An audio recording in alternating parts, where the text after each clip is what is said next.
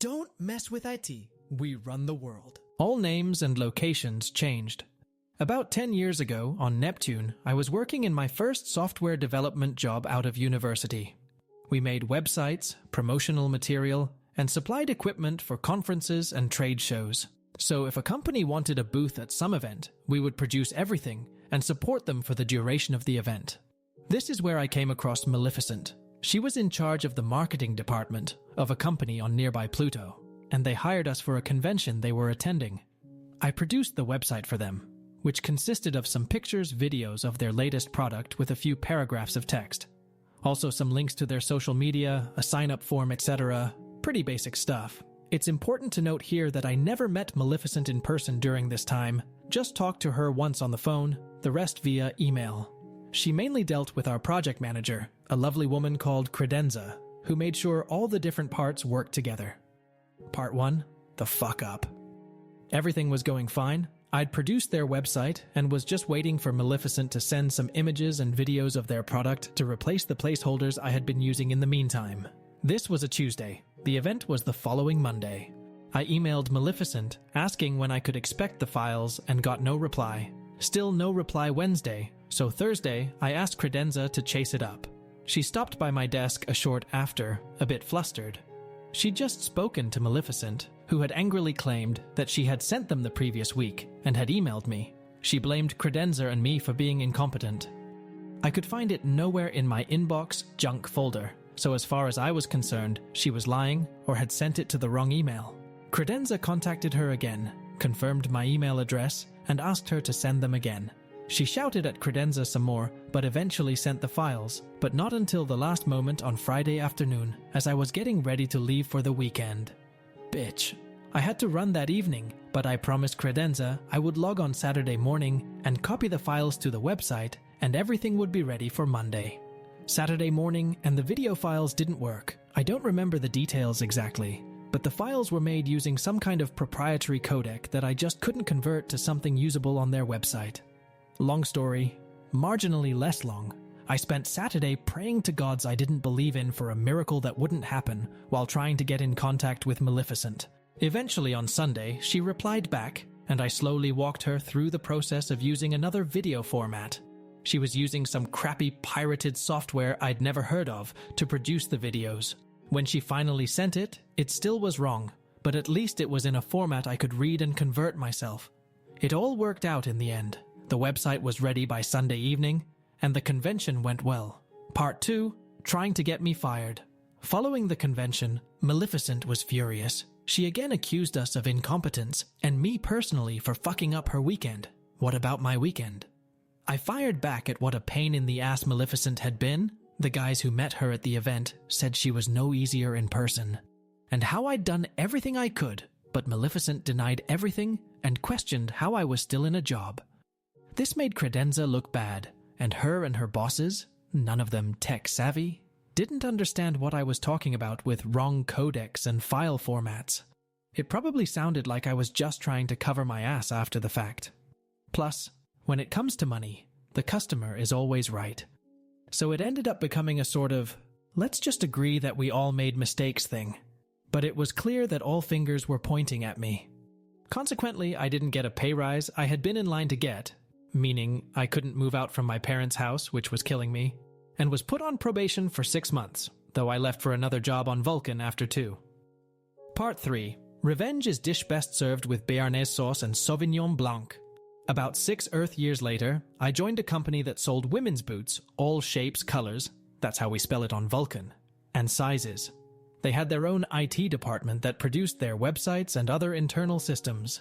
Little did I know that Maleficent had also moved to this company at some point, again in the marketing department, which was downstairs from me.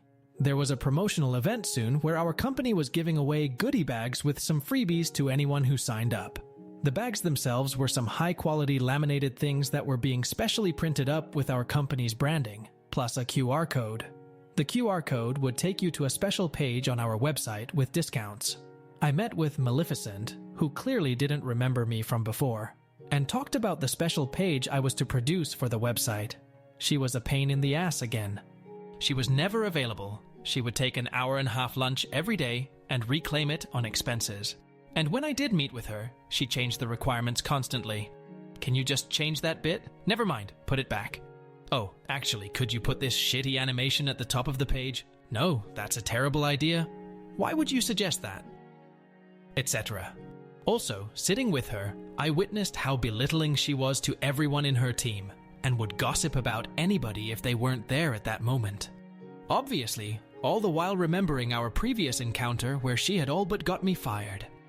I thought about calling her out on this, but it would have achieved nothing, and I had only just started working at this company a few weeks ago. I didn't want to make waves, so I persevered, and eventually my webpage was done, and I gave her the URL to send to the bag makers for printing the QR code. But she screwed up. I was copied into an email chain with her sending off the URL to the bag makers, and she had done it wrong. The URL was something like www.ourwebsite/offer, but she had sent http:// instead.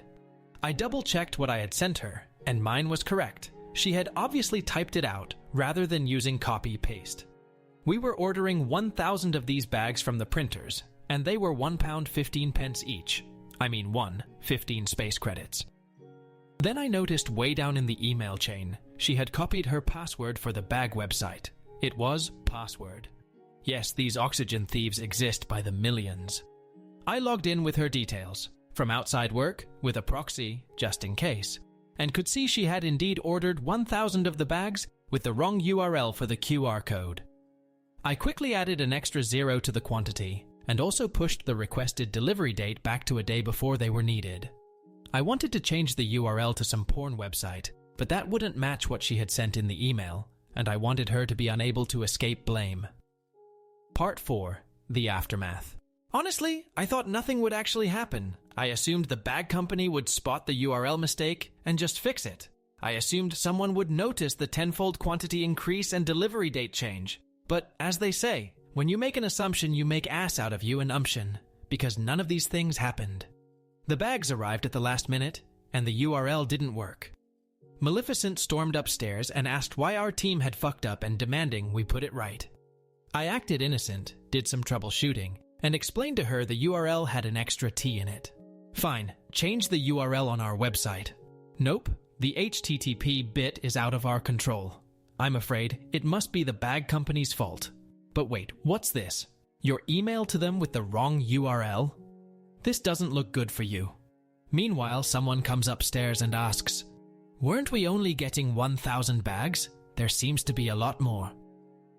Maleficent rushed downstairs to sort out this fresh hell that was rising around her as a warm glow welled up from inside me. I actually never saw her again.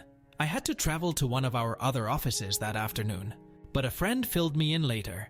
With not enough time to sort things out with the bag company, Maleficent had to rush around town to find a stationery store that could print 10000 QR codes on sticky labels to stick over the wrong one on each bag. Apparently, she was there most of the night attaching them all, which was doubly funny as I'm told we didn't quite manage to give away the original 1,000 bags at the event the following day anyway, let alone the other 9,000.